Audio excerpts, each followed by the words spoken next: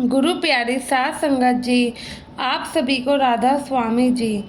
संगत जी, गुरु घर का लंगर तो किस्मत वालों को ही नसीब होता है।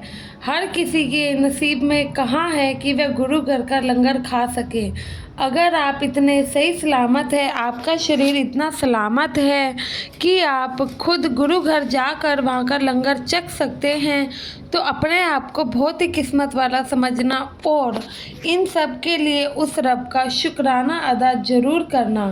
संगत जी, संगत के अपने इस चैनल पर पहली बार आए हैं तो आपसे एक विनती है कि चैनल को सब्सक्राइब कर लीजिएगा, ताकि नई नई साखियाँ आपको सुनने को मिलती रहे।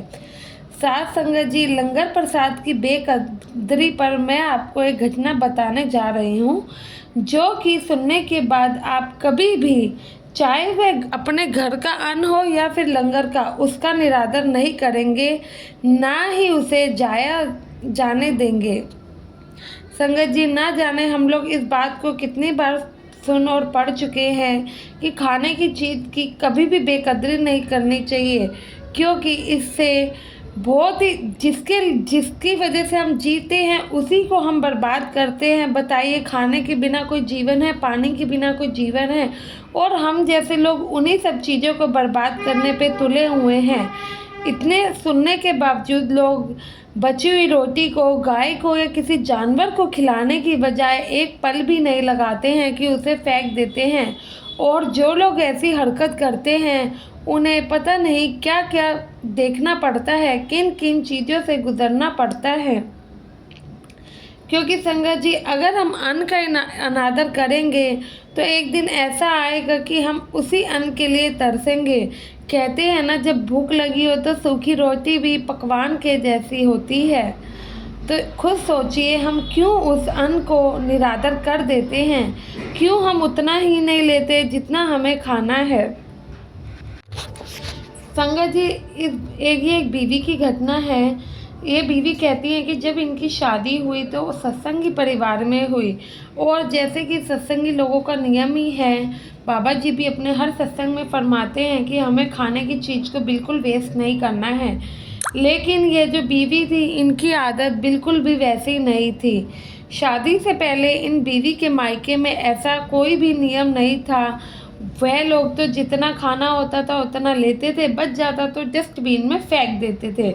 लेकिन ससुराल में आई तो इन्होंने देखा कि हर कोई उतना ही खाना लेता है जितना वह खा सके। भूख होती है तो दोबारा ले लिया जाता है। और यह बीवी की माता जी भी इन्हें यही समझाती कि बेटा, खाने को कभी कूड़ेदान में नहीं फेंकना चाहिए। तो ये बताती हैं कि एक बार इनकी ननद और सास ने इन्हें खाने को डस्टबिन में फेंकते हुए देख लिया, तो वह इन्हें समझाने आती है कि बेटा, ऐसी गलती दोबारा नहीं करनी। खाना बच गया है तो कोई बात नहीं, उसको बाहर जाओ, किसी जानवर को खिला दो या फिर किसी ज़रूरतमंद की मदद कर दो, लेकिन इस खाने को कभी भी डस्टबिन में मत फेंको। तो संगत जी, जैसा कि हम सब जानते हैं, बड़े बुजुर्ग अगर हमें कुछ सही भी सिखाते हैं ना, तो वह हमें बुरी ही लगती है और गुस्सा ही आता है। जब उन दोनों ने भी इस बीवी को यह बात समझाई तो इसको गुस्सा आ गया, और उनके समझाने के बावजूद ये बीवी बाहर जाकर खाने को फेंक देती और उनसे कहती कि इन्होंने खाने को कुत्ते या किसी गाय को खिला दिया है। जबकि ये बीवी ऐसा कभी भी नहीं करती थी, क्योंकि इन्हें बाहर जाकर जानवरों को ढूंढना और उन्हें खाना खिलाना अच्छा ही नहीं लगता था। इनकी सास अक्सर इन्हें समझाया करती कि बेटा, उतना ही खाना ले लो जितना तुम्हें ज़रूरत है, नहीं है तो पहले कम ले लो, भूख लगी हो तो और ले लेना। पर यह बीवी कभी नहीं मानती थी। वह माता जी यह भी कहती थी, बेटा, खाने को कम बनाया करो, लेकिन ये ज़्यादा क्वांटिटी में बनाकर फ्रिज में रख देती। और यह बीवी थी तो बड़े ख़ानदान से और काफ़ी बड़े घर से थी, तो इनके मायके में तो हमेशा ही ताज़ा खाना बनता और ताज़ा ही खाते, जितना खाते ठीक है, बाकी फेंक देते। लेकिन ससुराल में भी ऐसा ही था। लेकिन यह बीवी ही नहीं समझती थी। वह हमेशा ही ज़्यादा खाना बनाती और अगले दिन उसे खाया भी नहीं करती थी, क्योंकि मायके में तो इन्होंने कभी बासी खाना खाया ही नहीं था, बल्कि ज़्यादा बन जाता तो फ्रिज में रखती या फिर फेंकने की ही कोशिश करती।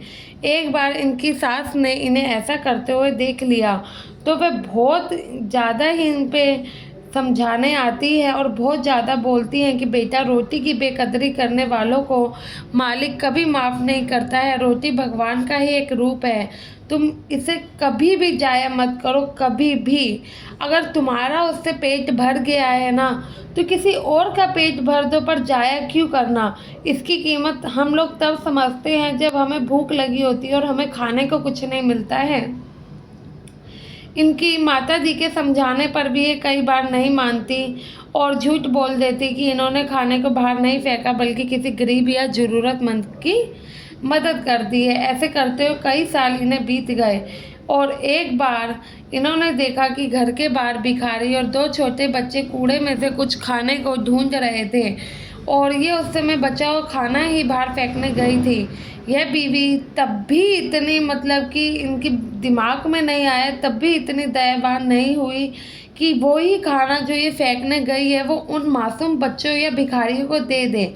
इनमें घमंड ही इतना था, तो इन्होंने उस बचे हुए खाने को भी उन बेचारे बच्चों को देने की बजाय कूड़े में फेंक दिया। फिर वो बच्चे उस खाने को कूड़े में से उठाकर खाने लगे।